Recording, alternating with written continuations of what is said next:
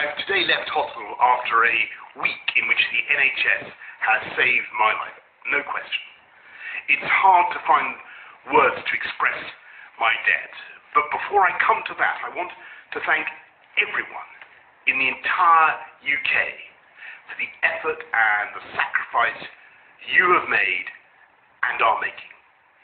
When the sun is out and the kids are at home, when the whole natural world seems at its loveliest and the outdoors is so inviting, I can only imagine how tough it has been to follow the rules on social distancing.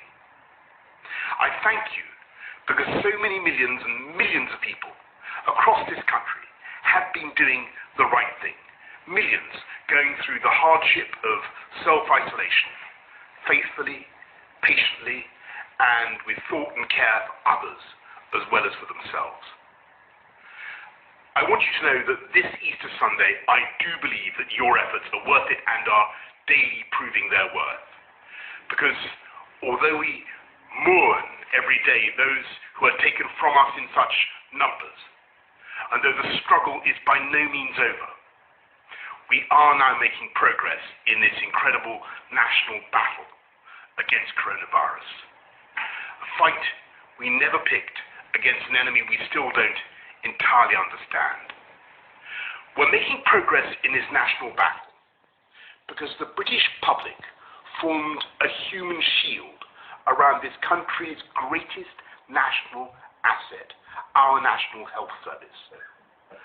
We understood and we decided that if together we could keep our NHS safe, if we could stop our NHS from being overwhelmed, then we could not be beaten, and this country would rise together and overcome this challenge as we have overcome so many challenges in the past.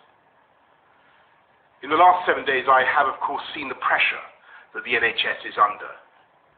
I've seen the personal courage, not just of the doctors and nurses, but of everyone, the cleaners, the cooks, the healthcare workers of every description, physios, radiographers, pharmacists, who've kept coming to work, kept putting themselves in harm's way, kept risking this deadly virus.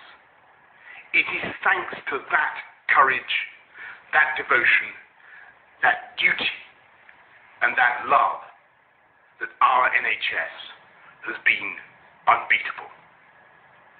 I want to pay my own thanks to the utterly brilliant doctors, leaders in their fields, men and women, but several of them for some reason called Nick, who took some crucial decisions a few days ago, for which I will be grateful for the rest of my life. I want to thank the many nurses, men and women, whose care has been so astonishing. I'm going to forget some names, so please forgive me, but I want to thank Poling and Shannon and Emily and Angel and Connie and Becky and Rachel and Nikki and Anne.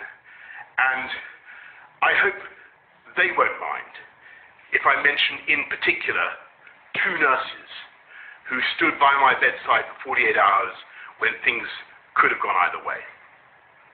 They're Jenny from New Zealand, in Bacargill on the South Island to be exact, and Luis from Portugal, near Porto.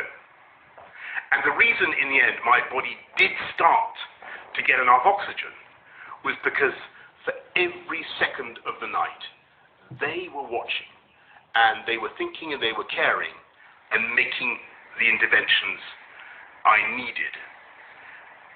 So that is how I also know that across this country, 24 hours a day, for every second of every hour, there are hundreds of thousands of NHS staff who are acting with the same care and thought and precision as Jenny and Luis.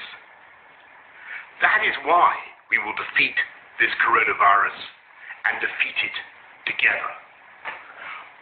We will win because our NHS is the beating heart of this country. It is the best of this country. It is unconquerable. It is powered by love. So, thank you from me, from all of us, to the NHS.